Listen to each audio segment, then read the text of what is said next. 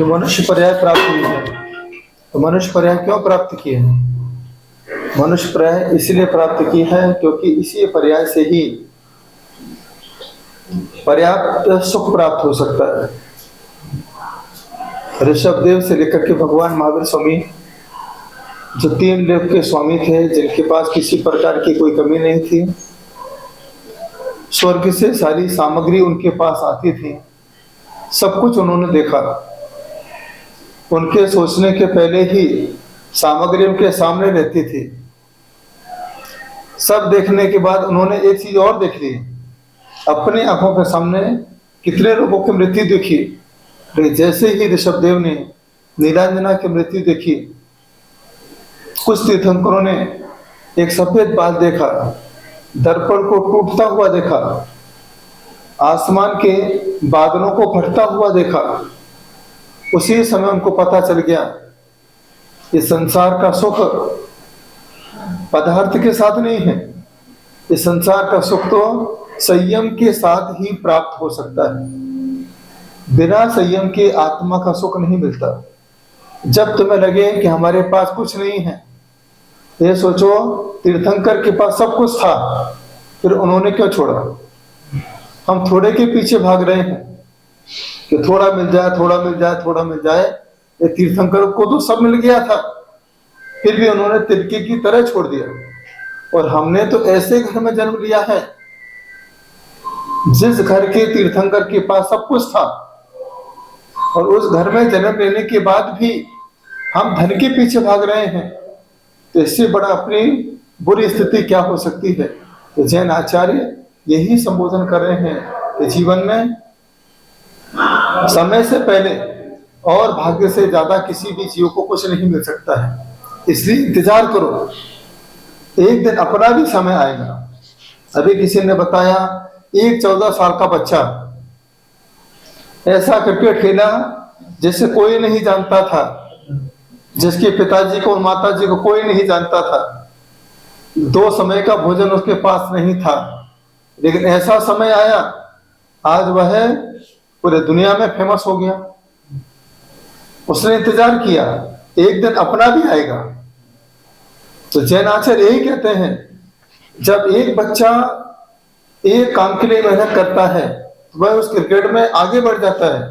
काश हम धर्म के लिए थोड़ी मेहनत करें, मंदिर जाएं, भगवान की भक्ति करें, अभिषेक करें, पूजन करें, दर्शन करें। जब इससे पुण्य बढ़ेगा, इस पुण्य के प्रभाव से ऐसा समय आएगा कि हर समय लोग तुम्हारा इंतजार करेंगे। तो इसलिए जीवन में कहते हैं, वो समय तुम्हारे पास रोज आ रहा है, लेकिन समय को हम ऐसे ही पास कर रहे हैं।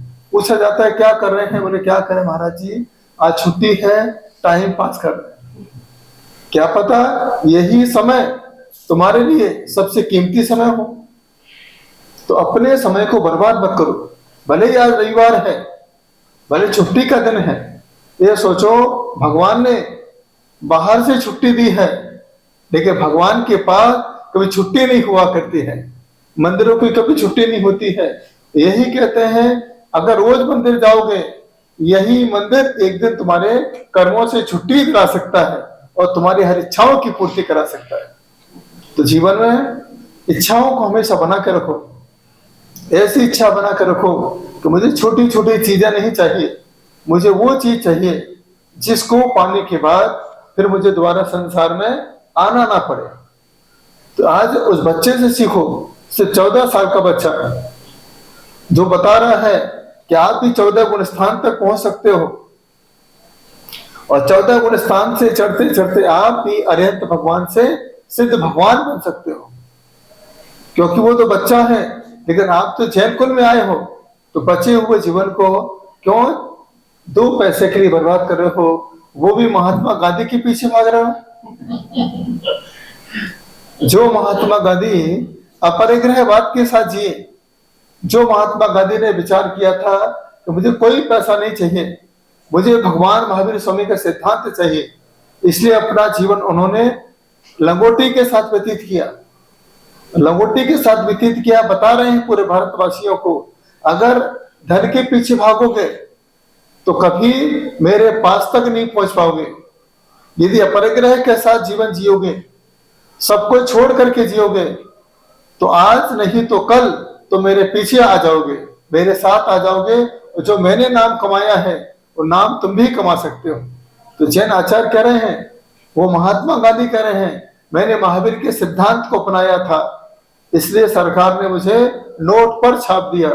और तुम महावीर के सिद्धांतों के साथ चलोगे, एक दिन आप भी सिद्ध शिला पे चले जाओगे और तुम्हारा भी कल्याण हो जाएगा।